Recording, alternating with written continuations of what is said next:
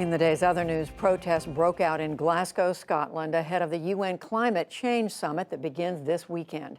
Demonstrators carried banners and signs with flames, while others waved smoking flares to depict global warming. They insisted that world powers must act now. From wildfires in the U.S. to flooding across the world, we are in a full-blown climate crisis.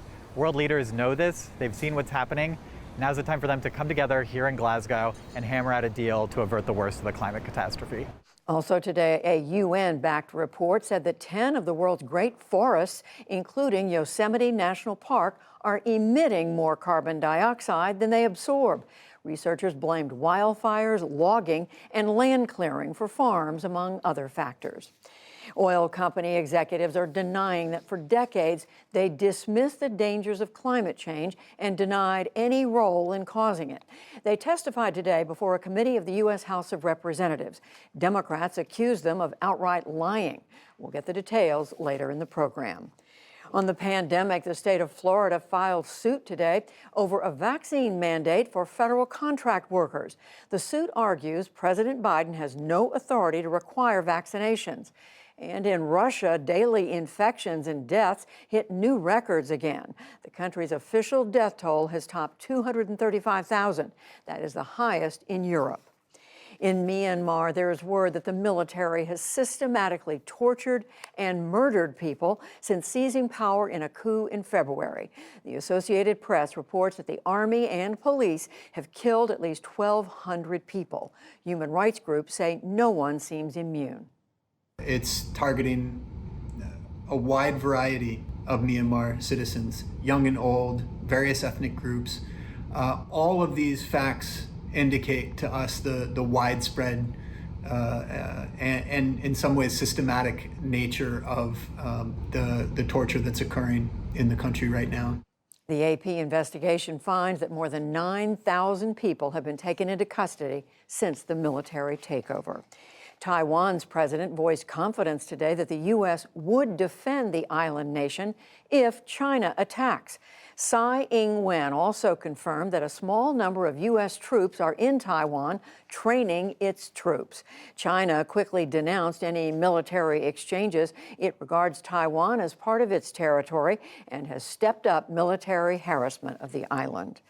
Back in this country, the U.S. Justice Department will pay $88 million to survivors and families of 9 people killed in Charleston, South Carolina in 2015. Dylan Roof carried out the mass shooting at a black church. A faulty background check allowed him to buy the gun he used.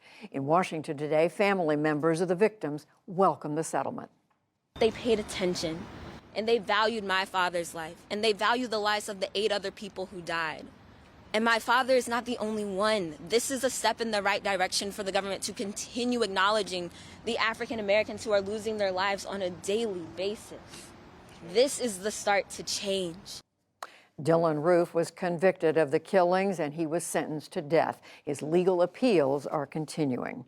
Former New York Governor Andrew Cuomo is now facing a misdemeanor sex crimes complaint. It was filed today in Albany and accuses him of groping a woman at the governor's mansion last year.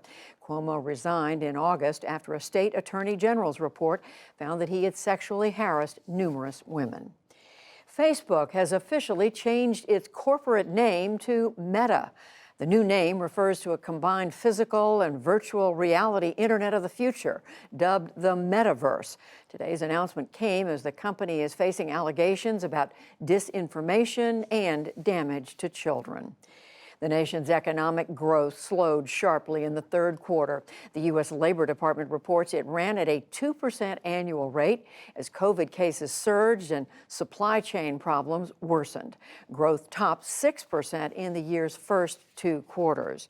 And on Wall Street, stocks rallied despite the report of weak growth.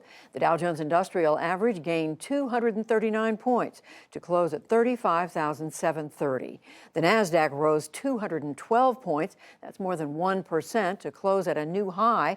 The S&P 500 added 44. That's about 1%, also reaching a new high. Still to come on the NewsHour, big oil under fire. Lawmakers take top industry leaders to task in a scathing oversight hearing. Coup in Sudan. Deadly protests break out in the streets following the military's takeover of the government. One man's brief but spectacular take on protecting what he calls black genius, and much more.